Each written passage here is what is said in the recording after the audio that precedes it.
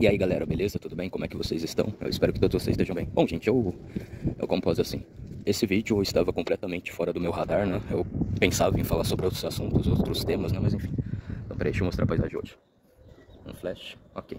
Bom, é claro, né? Antes compus assim, nos avisos gerais, né? Acho que coisas que talvez eu esqueci de falar, de me pronunciar a respeito, né? Eu acho que aconteceu o seguinte, gente, retomando ao tema sobre a poligamia, pelo menos na Bíblia, né? No contexto bíblico, o que aconteceu durante esse tempo, né? No que a Bíblia mais ou menos dá a entender da poligamia, pelo que eu percebi, foi o seguinte: vamos dizer assim, na alta idade média da lei mosaica, né?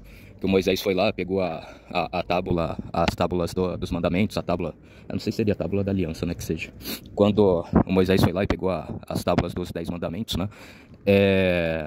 Até, vamos dizer assim, eu não sei chutar números, né? Mas eu acho que Moisés morreu com 120 anos por aí, né?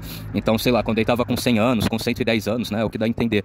Aí o Moisés começou a sinalizar, o Moisés começou a dar carta branca, vamos dizer assim, né? Começou a dar carta branca, a sinalizar que poderia voltar a monogamia, né? O mundo já estava populacionado, então não precisava mais do homem ter duas mulheres, duas, três, quatro, cinco, seis, sete, que seja, né? Isso daí o Moisés começou a dar carta branca para que voltasse a monogamia, né? Para que o homem voltasse a ser monogâmico, né? Aí começou a levantar essa bandeira branca, né? Pode normalizar as coisas. Então, beleza. Então, né? Como eu volto e repito, mas bem no finalzinho da alta. Aliás, é a baixa, né? Perdão, é a baixa, né? É a baixa idade média da lei mosaica, né? A lei mosaica começou lá, quando, vamos dizer assim, ele estava razoavelmente novo, 40, 30 anos, aí foi baixando e, né? No final da vida dele ele deu essa sinalizada, né? Que podia voltar a ser monogâmico, podia voltar à monogamia, né? E é claro, né? Por motivos óbvios, o homem ele era poligâmico, a mulher não, né? Eu não sei se desde esse tempo ele tinha essa ideia, né? A mulher, quanto mais homens ela tiver, talvez menos ela vai se apegar emocionalmente a um homem só, né? Mas enfim, né? Enfim, né? Hoje eu também sou mais ou menos dessa tese, né? Eu acho que pelo mundo tá muito populacionado, se o homem tiver apenas uma mulher só, tá ótimo, né? Ele não precisa ficar demonstrando isso toda hora, não precisa ficar esfregando na cara da mulher dele, ó, eu sou monogâmico, tá me vendo? E, olha eu aqui, né? Não precisa fazer isso, né? Que aí não sei, né? Não sei se ela vai ver uma fraqueza, alguma coisa assim, né? Mas fica de boa, né? Guarda aí pra você, né? No seu sentimento, né? Enfim. E aí foi isso que aconteceu. A poligamia foi revogada. Teve o Salomão, se bem que obviamente o Salomão ele foi muito mais extremado na poligamia, né? Teve o filho dele também, o Absalão, dá a entender, né? E aí eu acho que teve três ou quatro reis ainda de Israel, todos eram judeus, né? Como eu também falei no vídeo, como tá na descrição daquele vídeo que eu tô explicando, todos eram judeus e, porém, esses quatro, né? Esses quatro ou esses três, não lembro ao certo, né? Que não foi o Davi, o Salomão e o Absalão, parece que eles morreram, como pode dizer assim, distantes de Deus, né? Aí provavelmente, possivelmente eles estão, né, numa pior, vamos assim dizer, né? Então foi isso. Então, tipo assim, foi um processo, gente. Não foi tipo assim, do dia pra noite que as coisas mudaram, né? E também, né, eu acho que talvez iria virar um mal-estar social, né? Se fosse uma coisa abrupta, né? Porque, pô, pensar. Não sei. Eu vou me usar de exemplo, né? Enfim, de exemplo, né? Mas enfim. Ah, não sei que seja. Eu, Leonardo, aqui, casei, né? Casei com duas mulheres, não sei. Casei com duas pardas, duas brancas, duas negras, duas ruivas, duas japonesas, né? Não sei. Casei com várias aqui agora, né? Aí eu não sei, aí o Moisés, né, ia editar a lei e ia falar, não, agora é proibido, né? Pensa o mal-estar que talvez isso ia gerar, né? Aí, sei lá, meu irmão ia falar, o Leonardo casou ontem com esse montoeiro de mulher, eu também quero isso, então, né? Então poderia ser atrituoso, né? Agora, se fosse mais paliativo, né, aos poucos, eu acho que realmente daria mais certo, né? Como deu nesse caso, né? Ele foi sinalizando aos poucos, né? Foi dando carta branca para que isso acontecesse, né? Mas enfim. Agora, voltando, gente, ao tema principal, eu iria falar a respeito da educação do Dom Pedro I. Ele teve uma educação de alto nível, como fala, né? Ele aprendia línguas, história, ciências, estratégia militar, diplomacias, eu acho que também fortificação, que é engenharia, né? E, agora, obviamente, todos esses professores aí eram estrangeiros, né? Não sei se possivelmente se tinha brasileiro, mas eu acho que sim, né? Um outro brasileiro era professor do Dom Pedro I, né? Tinha um padre jesuíta também, um militar, um policial, né? Entre aspas, policial naquele tempo, né? Deixa eu ver. E o que poucos esquecem de falar é que teve uma brigada da Galícia, sei lá, né? A brigada da resistência, enfim, essa palavra aí, né? Não sei ao certo o gentílico da Galícia, né? Eu vou deixar aí na descrição, que é o país das touradas, né? Aonde tem as touradas aonde é o país famoso por ter touradas, né? E essa região aí desse país, ela se opôs abertamente e estritamente contra o Napoleão, né? Contra o exército do Napoleão. Eu também não sei porque a batalha de Auberlitz, né? Isso é o nome, né? A batalha de Auberlitz. Eles falam que aquilo ali foi a batalha dos três imperadores. Três imperadores aonde? Ali só tinha dois imperadores e um despótata, né? Que no caso era o Napoleão, né? Então, corrigindo aí, devia ser a batalha dos dois imperadores e um despóta, né? Ou a batalha dos dois imperadores e um usurpador, né? Usurpou o trono dele, né? Do Luís XVI, né? Mas enfim. Bom, e o que é interessante é que nessa batalha aí também era o pai da Maria Leopoldina que estava ali, né? O Francisco I, né? E ele lutou contra, enfim, né? Acho que todos eles sempre foram contra o Napoleão, né? Mas, né? No caso do país das touradas, né? O país aí famoso por ter as touradas, a região na qual mais se opôs contra o Napoleão foi essa daí, a Galícia, né? E aí, o João VI, que era o pai do Dom Pedro I, ele falou isso, né? Eu quero professores bons, né? Que vão instruir o Dom Pedro I para que ele seja um bom governante, né? Eu também vejo que o Dom Pedro I, ele tem um forte apoio popular aqui do Brasil, né? Vários brasileiros gostam dele, né? Eu não sei se a mesma coisa está acontecendo com o irmão dele, né? O Miguel, lá no Velho Continente, né? Possivelmente não, né?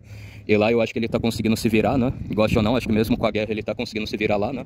Então eu vou dar uma assistência a mais pro Dom Pedro I aqui no Brasil, né? Então eu vou contratar esses professores e vou contratar essa brigada Galícia, né? Essa brigada da Galícia, né? Com esses professores, né?